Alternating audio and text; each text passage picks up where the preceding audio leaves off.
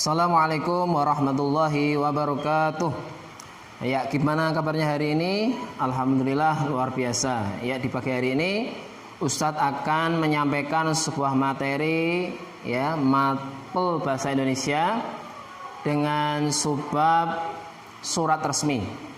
Ya, tentunya kita setiap hari, ya, di kantor-kantor sering melihat, ya, mereka membuat yang namanya surat resmi, di mana surat resmi ini mempunyai banyak kegunaan, ya, di antaranya adalah untuk menyampaikan informasi kepada lembaga lain.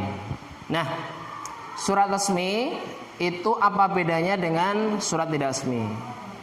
Sebelum itu kita mari lihat surat di Al-Quran yang membahas tentang surat menyurat, yaitu surat Al-Baqarah ayat 282. Bismillahirrahmanirrahim. Ya ayyuhalladzina amanu idza tadayantum bidainin ila ajalin musamma faktubuh wal yaktub bainakum, dan seterusnya. Di mana maksud dari ayat ini adalah kita diperintahkan oleh Allah untuk menuliskan segala bentuk urusan, ya. Di mana surat menyurat ini tidak hanya kita temui di masa sekarang, di zaman Nabi juga sering melakukan surat menyurat dengan para pemimpin daerah lain atau suku lain. Zaman para sahabat juga sama. Kemudian ada sahabat Nabi, ya, dari kalangan tabi'in juga ada, namanya Imam Syafi'i, itu membuat kitab namanya Ar-Risalah atau surat menyurat, di mana kitab itu diperuntukkan oleh atau untuk khalifah saat itu pada waktu dinasti Umayyah, yaitu Khalifah Harun al-Rasyid sekitar tahun 145 Hijrah atau abad kedua, ya. Nah, berarti surat menyurat ini sudah lama berlangsung, bahkan, ya, sebelum Nabi Muhammad, zaman Nabi Sulaiman juga sudah ada namanya surat menyurat ketika menyurati Ratu Bilqis untuk masuk agama tauhid. Nah, mari kita masuk ke materi, ya. Surat resmi itu tentu beda dengan surat tidak resmi, ya. Di mana surat resmi ini adalah surat yang dibuat oleh suatu lembaga atau organisasi. Yaitu beda dengan surat tidak resmi, ya. Kalau surat tidak resmi itu boleh dibuat siapa saja dengan bahasa yang lebih bebas atau tidak baku. Sedangkan untuk surat resmi mempunyai ciri-ciri, ya. Yang pertama adalah bahasanya harus baku, diatur, ya. Misalkan ada nama orang harus pakai kapital huruf besar, nama tempat harus pakai huruf besar.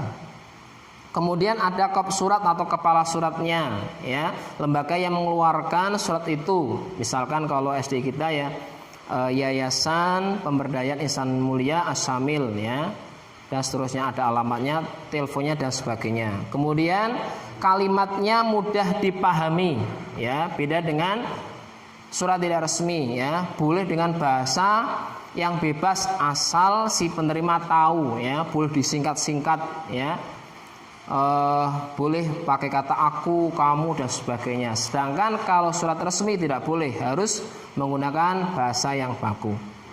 Nah, kemudian bagian dari surat resmi diantaranya yang pertama adalah kop surat, ya, seperti tadi yang Ustadz sampaikan.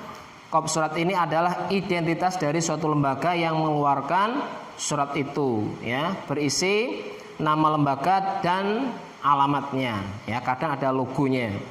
Kemudian yang kedua adalah tanggal atau surat, ya, kapan surat itu dibuat. Misalkan di Batang, kalau itu di Batang, kalau di Surabaya, Surabaya, tergantung tempat buatnya, hari itu tanggal berapa.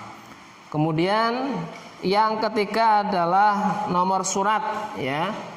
Nomor surat itu adalah urutan lembaga itu mengeluarkan surat, ya, dihitung sampai setahun biasanya, ya. Tiap tahun berganti, biasa nomornya kembali ke 1.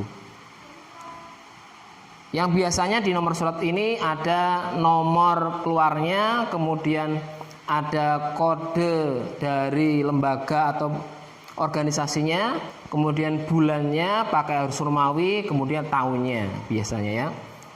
Kemudian yang keempat ada lampirannya ya. Lampiran ini kalau jumlahnya 1 ya, biasanya tidak ditulis angka tapi dikasih ya tanda strip ya, artinya surat itu jumlahnya hanya 1. Tetapi jika surat itu menyertakan beberapa lampiran, misalkan ada 2 atau 3 ya, selain surat itu sendiri, maka di dalam surat yang pertama itu ditulis lampirannya 2 atau 3 bendel dan sebagainya.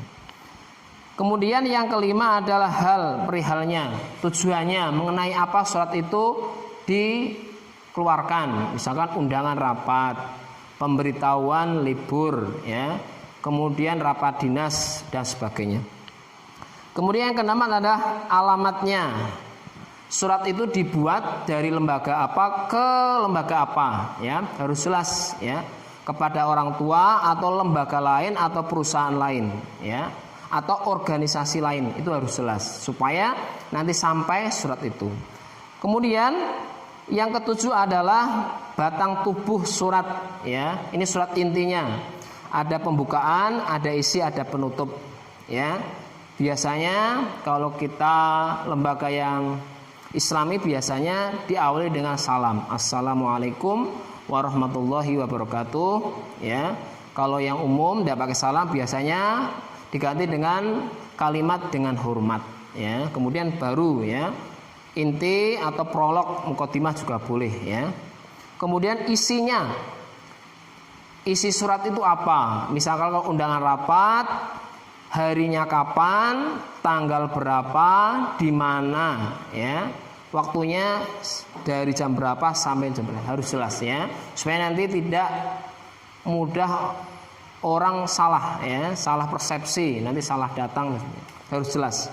Kemudian penutup ya, biasanya diawali dengan kalimat demikianlah undangan ini kami buat, semoga bisa digunakan dengan semestinya, atau misalkan besar harapan kami Bapak Ibu Saudara bisa menghadiri undangan kami, biasanya begitu ya.